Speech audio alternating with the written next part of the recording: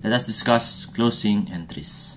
Hi guys, this is Jess Alcaraz. I teach people accounting, business, and financial literacy concepts. And for this video, we will be learning ano ba itong tinatawag na closing entries and how do we do it. So closing entries are entries na ginagawa natin at the end of the accounting period. So we can have it at the end of the month, at the end of the quarter, semi-annual, or at the end of the year. These entries are meant to zero out or close out temporary accounts and transfer the balances into the balance sheet. So be reminded na meron tayong temporary accounts such as the revenue account, the expense account, the drawing account, as well as the income summary. You will learn and see those accounts later. And then, meron din tayong permanent accounts. Permanent accounts are our assets, liabilities, and then equity. So, itong mga temporary accounts na ito, they are called temporary because they are just used for a certain period. Let's say 1 year. So, the income, the expense, the drawing, and the income summary accounts are being used for a particular year. And then, for the next year, we have to reset our balances. Back to zero lahat ng mga temporary accounts. That is why we are isolating the performance for year 1 and then iba na naman yung performance ng year 2, year 3, year 4, and year 5. That is why in financial statements, we use the word for the period. Okay, the phrase for the period because those accounts in the income statement are only for this specific period. And then those accounts that are closed out are being transferred into the balance sheet that contains the permanent accounts. That is why in the heading for the balance sheet, ang nakalagay doon is as of the period. So, it's a continuing account as compared sa income statement account. So, basically, yun yung definition niya and how I discuss it with my students. So, without further ado, let us go into the discussion. Okay, so let's discuss closing entries. According to Investopedia, it is a journal entry made at the end of the accounting period that involves shifting or transferring the data from the temporary accounts to on the income statement. Okay, so the accounts that we have on the income statement are temporary or nominal accounts and then transfer them to permanent accounts in the balance sheet. The assets, liabilities, and then equity. So, how do we do it? Simple lang. So, be reminded that we will be closing 4 accounts. Number 1 would be revenue accounts. Iko-close natin yan. Close means to zero out. Number 2, we have the expense accounts. Number 3, we have the income summary. Kasi itong income summary lalabas yan later when closing the revenue and the expense accounts. And then number 4, we will be closing the drawing accounts. So drawing accounts are also temporary. So let's start with the revenue.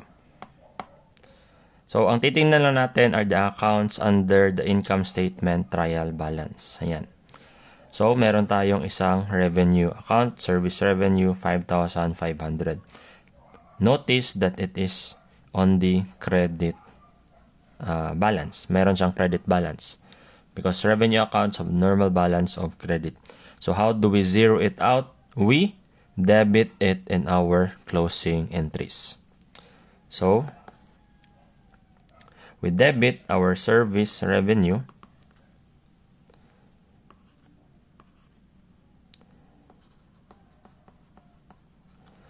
$5,500 and then ang corresponding partner niya for its credit is income summary.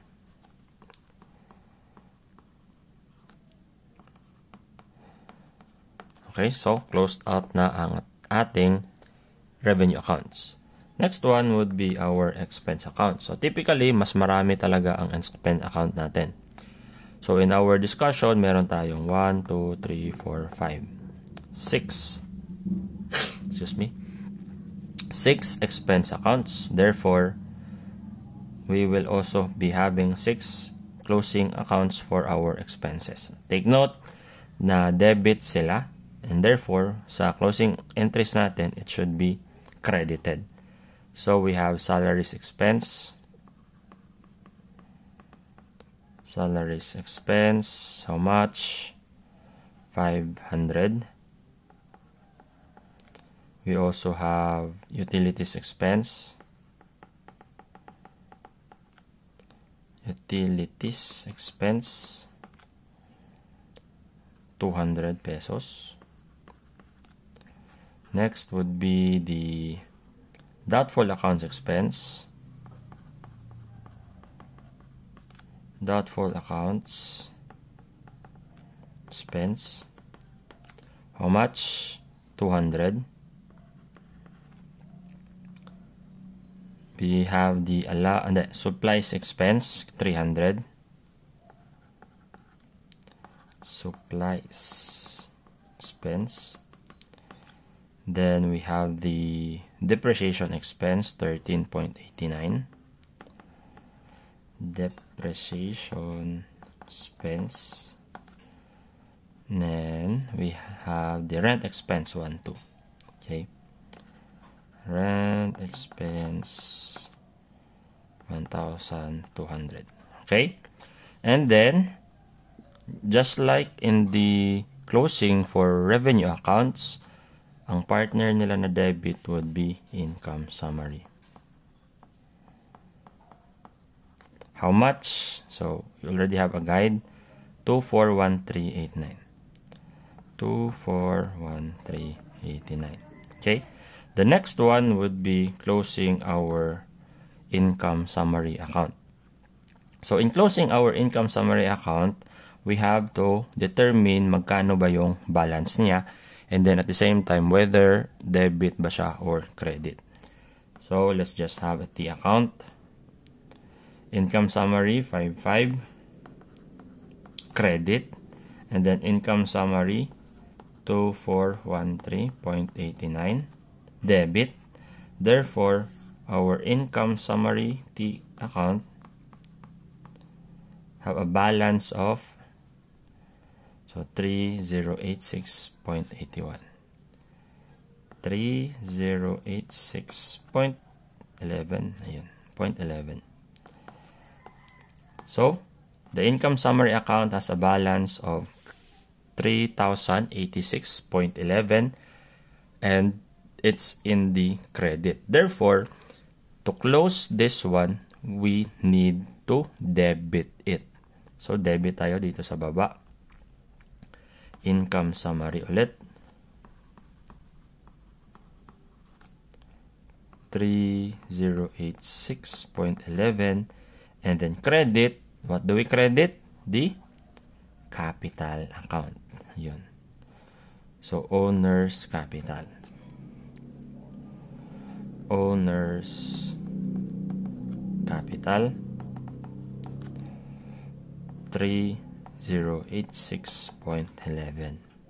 And then lastly, since meron tayong drawing account, we have to close it as well. Take note that the drawing account have a balance of 1,000 pesos and it's in the debit. Debit yan, 1,000. So to close it, we have to credit it. Owner's drawings. Credit owner's drawing. 1,000. And then debit owner's capital. So it reduces our owner's capital. 1,000 pesos. Okay? Ayan. So if you notice, our owner's capital, the T account for our owner's capital looks like this. Merong credit because of the profit. And then merong debit because of the drawings.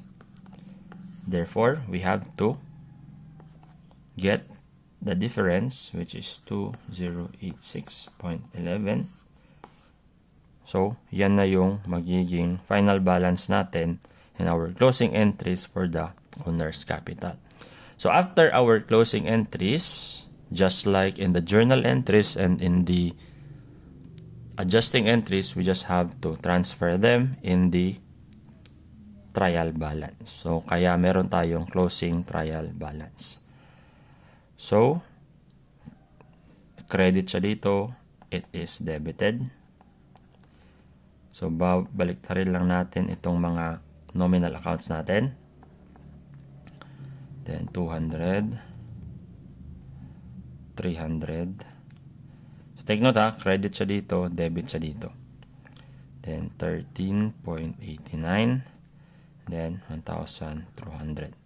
We also have a closing entry for that affects the drawings. Okay, meron tayong credit dito na 1,000.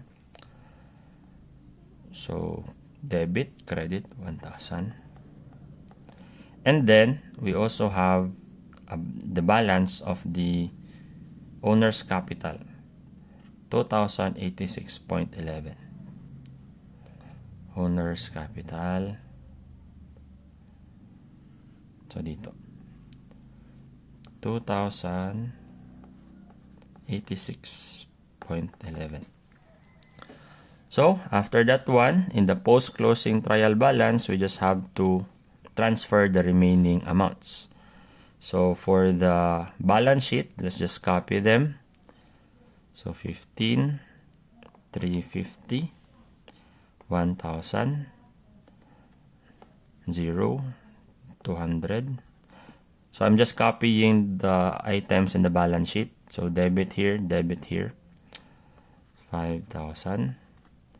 Then, 4, 250, no, it's not 15,000. Kasi, 15,000 credit, meron siyang adjustment in the closing entries.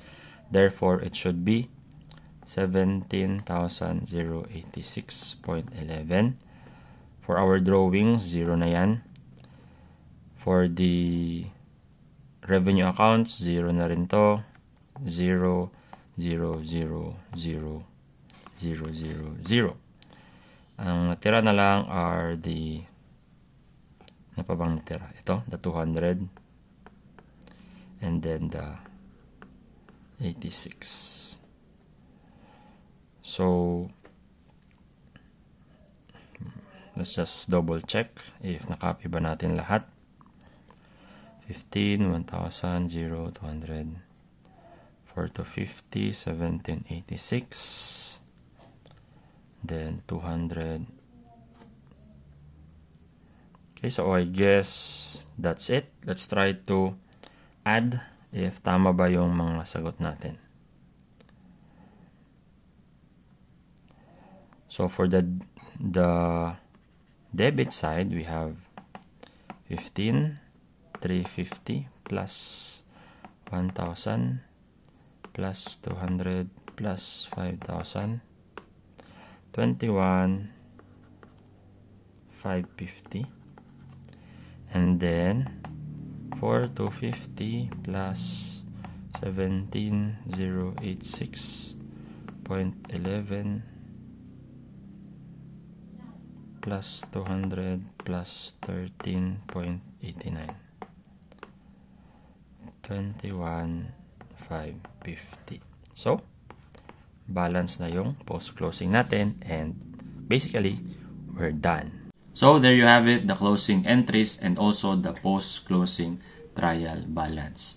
And yeah, I believe we are done with the accounting cycle for service businesses, and next would be discussing the merchandising business na naman. So, we'll be allotting a lot of weeks for its discussion na naman. But hopefully, by finishing the entire series of the service business accounting, you will be able to gain valuable knowledge in understanding the basics of accounting that you can use, especially sa mga students in your higher accounting and for business owners then in your respective businesses. Yun lang, and maayong hapon sa tanan.